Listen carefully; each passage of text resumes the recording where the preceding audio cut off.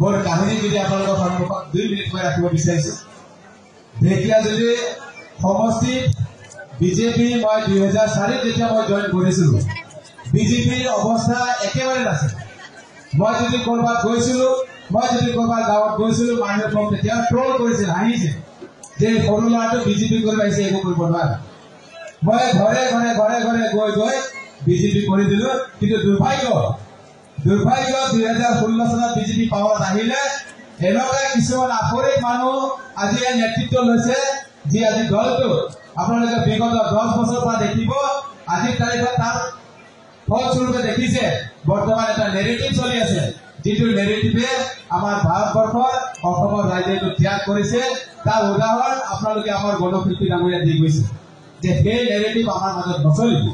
আৰু এই নেৰেটিভৰ কাৰণে মই অসন্তুষ্ট হৈ মই যি মহাত্মা গান্ধীৰ যি আদৰ্শ, যি সমাজবাদীৰ যি আদৰ্শ, সেই আদৰ্শত মই অনুপ্ৰাণিত হৈ মই আজি কংগ্ৰেছ দলত মই আনুষ্ঠানিকভাৱে মই যোগদান লৈছো। মই এটা দৃঢ় বিশ্বাস আছে যে গান্ধীৰ যি নীতি, যি সমাজবাদী যি নীতি আছে, ইয়াৰ দ্বাৰাই আমি সমাজ শান্তিপ্ৰিয়ভাৱে আমি বসবাস কৰিম। আমি সমাজখনত যি বিশৃংখল, যি নেৰেটিভ সৃষ্টি কৰিবলৈ চেষ্টা কৰিছে, কোনোবাই আমাৰ আখৰি শক্তিয়ে কৰিবলৈ চেষ্টা কৰিছে, এইটো আমি এই অঞ্চলত আমি কৰিবলৈ নিদিওঁ। ঢেকিয়াজুলি আমাৰ চহৰী নগৰী, আমি সকলোৱে জানো। আমাৰ ইয়াত সেই সময়ৰে আমাৰ কংগ্ৰেছ কৰ্মীসকলে আমাৰ স্বাধীনতা দিছে ভাৰতবৰ্ষত। আমাৰ ঢেকিয়াজুলি আমি স্বাধীনতা পূৰ্ণতা পাইছো। আৰু ইয়াত আমি সকলো জাতি ধৰ্ম আমি নিৰ্বিশেষে একেলগে বসবাস কৰিব লাগিব। আৰু আমাৰ মাজত ভাতৃত্ববোধেৰে আমি চলিব লাগিব। আৰু আমি এই ধৰণে আমাৰ এই গতিধাৰাৰে আমি সমাজখন আগুৱাই নিব লাগিব। ঢেকিয়াজুলি বিভিন্ন জাতি ধৰ্ম আমি একেলগে বসবাস কৰো। আৰু সদায় এই হাতমপুৰত আমাৰ যি আমাৰ ঐক্য সম্প্ৰীতি আমাৰ সদায় আমাৰ মাজত থাকিব। আৰু ইয়াৰ কাৰণে আমি আৰু মই বিশেষকৈ মই ঢেকিয়াজুলিত মোৰ জীৱনৰ শেষ বিন্দুলৈকে, মোৰ প্ৰাণৰ শেষ বিন্দুলৈকে মই এই চেষ্টাত মই কাম কৰি যাম।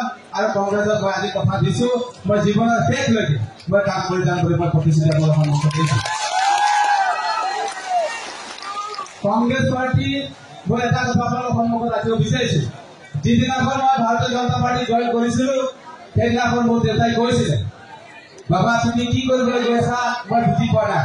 মই কৈছো কিয় বাবা, তুমি যিটো পাৰ্টিত কৰিবলৈ গৈছা এই পাৰ্টিৰ কিন্তু মই নাম গুণ মই শুনা নাই। মই কৈছো হয় নেকি? হয় নেকি বাবা বুলি কৈছো। হয়।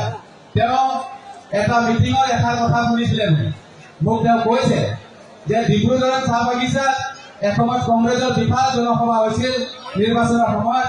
তেতিয়া আমাৰ প্ৰখ্যাত আমাৰ অভিনেতা অমিতাভ বচ্চন ডাঙৰী আহিছিল আৰু তেওঁ এটা কথা কৈ গৈছিল বুলি কৈছে। মই কৈছো কি কৈছিল বাবা?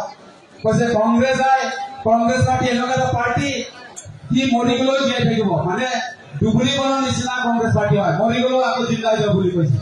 গতিকে আজি মই আপোনালোকৰ সন্মুখত কথা দিছো, ঢেকিয়াজুলিৰ পৰা আমাৰ যি আখৰিক আছে, যি অসুৰ আছে, আমি যেনেকৈ আমি বনাইছিলো তেনেকৈ ঢেকিয়াজুলি পাত অহা 26ত চাফা কৰি দিয়া হয়।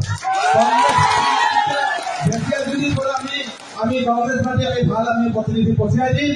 আৰু সমগ্ৰ অসমত মাননীয় গৌৰৱ গগৈ ডাঙৰীয়াৰ নেতৃত্বত, সমগ্ৰ অসমত কংগ্ৰেছৰ নেতৃত্বত অহা 26ত চৰকাৰ হ'ব। গতিকে মই আপোনালোকক অনুৰোধ জনাম যে এইকেইটা দিন আপোনালোকে যি আমাৰ হাতত 4-5 মাহ সময় আছে, আমি সদায় দিনটোৰ ভিতৰত 24 ঘণ্টাৰ ভিতৰত আপোনালোকে মাত্ৰ 1 ঘণ্টা সময় আপোনালোকে দিব, পাৰ্টিৰ কাৰণে দিব।